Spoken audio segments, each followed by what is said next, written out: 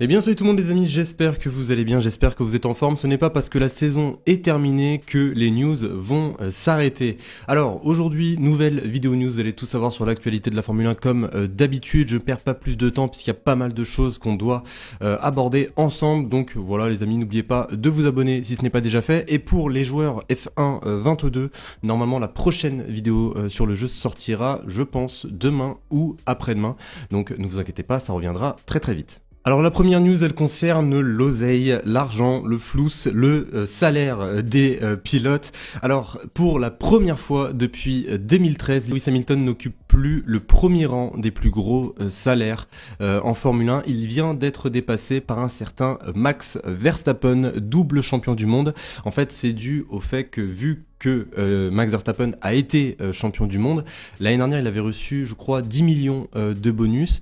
Et bien là, il vient de recevoir 20 millions de bonus, 20 millions d'euros. Franchement, je sais pas si on se rend compte. Donc, d'après le magazine Forbes, Max Verstappen vient tout juste de passer devant Lewis Hamilton. Donc, Max Verstappen a un salaire estimé à environ 60 millions d'euros. Il est suivi par Lewis Hamilton avec 55 millions d'euros. Troisième, pour trouver Fernando Alonso avec 30 millions.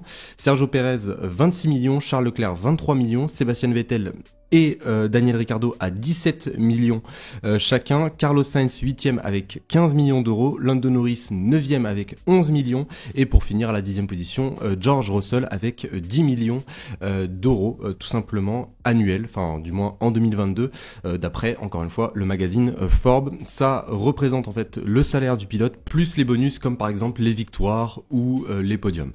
Donc voilà les amis pour cette première news. On passe tout de suite à la deuxième. Pour cette deuxième news, on va revenir sur Mick Schumacher et notamment sur son avenir, puisque si vous ne le savez pas, Mick Schumacher ne sera pas en Formule 1 en 2023. Son contrat avec Haas et même avec Ferrari plus globalement s'est arrêté voilà, en 2022. Haas ont décidé d'engager Nico Hülkenberg. Günther Steiner cherchant plus d'expérience, eh bien il a décidé de mettre une croix littéralement sur Mick Schumacher. Je vais pas vous citer tout ce qu'a dit Günther Steiner concernant Mick Schumacher, mais juste la fin. Nous avions besoin de l'expérience de Nico dans les équipes de milieu de peloton pour pouvoir évoluer. Il l'a fait avant, il l'a fait avec Force India, avec Renault, il sait comment faire et c'est de cette expérience ce dont nous avons besoin. Mick malheureusement n'a pas cette expérience parce qu'il a commencé en F1 il y a seulement que 2 ans et il est encore très très jeune. Donc voici les propos de Günther Steiner.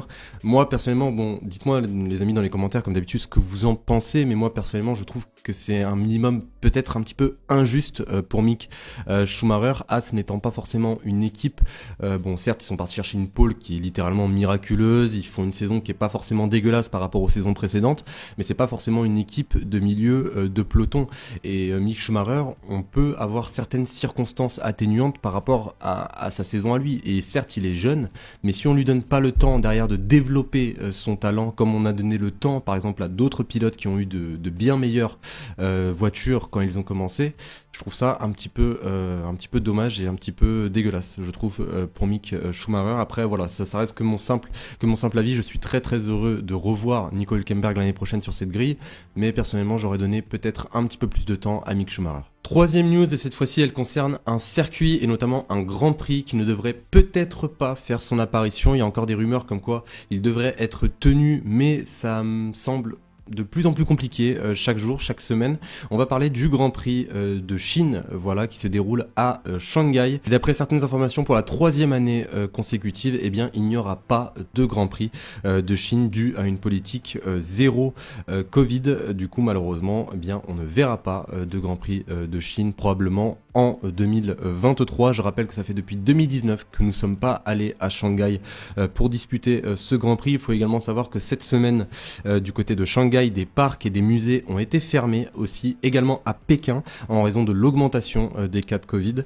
Donc ça me semble encore une fois très très compliqué d'aller là-bas pour le calendrier à venir. Quatrième news, on va parler de la probable démission de Mattia Binotto. Et oui, puisqu'il y a des rumeurs qui sortent chez Ferrari depuis quelques jours, hein, voilà, comme quoi Mattia Binotto ne devrait plus être le directeur de Ferrari d'ici l'année prochaine. D'après le grand média italien La Corriere della Sera, le directeur de l'écurie italienne s'apprête à quitter ses fonctions et ne serait plus aux commandes de la Scuderia en 2023. D'après certaines informations, en fait, c'est dû également à la relation qui s'est énormément dégradée entre Mattia Binotto et John Elkann, le président de Ferrari. Et le principal favori pour remplacer Mattia Binotto serait nul autre que Frédéric Vasseur, qui s'occupe actuellement de l'écurie Alfa Romeo. Pour finir avec cette vidéo news, avec une 5e news, on va parler également des rumeurs concernant l'avenir de Charles Leclerc. Alors pour ceux qui ne le savent pas, moi personnellement j'avais pas pris forcément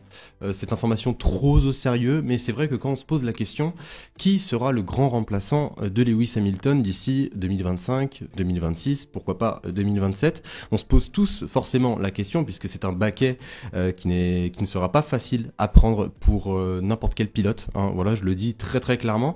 Eh bien, il y a des rumeurs qui sont sorties comme quoi Toto Wolff était ouvert à une arrivée de Charles Leclerc dans les prochaines années. Et le pilote monégasque a répondu, et on va dire qu'il a répondu favorablement. C'était pas forcément un Charles Leclerc comme on a l'habitude de le voir pendant les années précédentes, qui avait que Ferrari dans sa tête. Littéralement, on voit que Charles Leclerc a été secoué en 2022. On voit que Charles Leclerc a envie d'aller jouer le titre plus tôt forcément que prévu.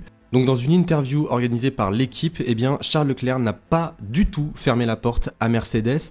Il a même déclaré 2024, c'est quand même dans longtemps et il reste encore un petit peu de temps chez Ferrari. Cette équipe a toujours été mon rêve, mon objectif pour l'instant c'est de gagner avec Ferrari. Ensuite on verra, je suis très content chez Ferrari et j'ai envie de gagner avec eux. Alors moi franchement dans ces propos je vois quand même un énorme changement de la part de Charles Leclerc. Avant il ne pouvait même pas envisager une autre écurie et là pour le coup on a vraiment l'impression voilà, que 2022 ça a été littéralement une claque et je pense que ça a été une claque pour tout Ferrari, hein. Même si par exemple Mattia Binotto venait à partir, c'est également dû au fait que Mattia Binotto entre guillemets il nous a vendu du rêve pour 2022. Voilà, tu gagnes les 2 premières courses et après à la fin tu te retrouves pratiquement à perdre la 2e place au championnat pilote. C'est vrai que personne ne l'avait vu venir et un Charles Leclerc chez Mercedes aux côtés de George Russell dans les années à venir, ça peut faire très très mal. En tout cas, voilà les amis concernant cette vidéo news, j'espère vraiment qu'elle vous aura plu. Je vais tout de suite aller préparer une vidéo sur F1 22 et sur ce les amis, je vous souhaite une excellente journée, une excellente soirée, prenez soin de vous et je vous dis à la prochaine. Salut tout le monde.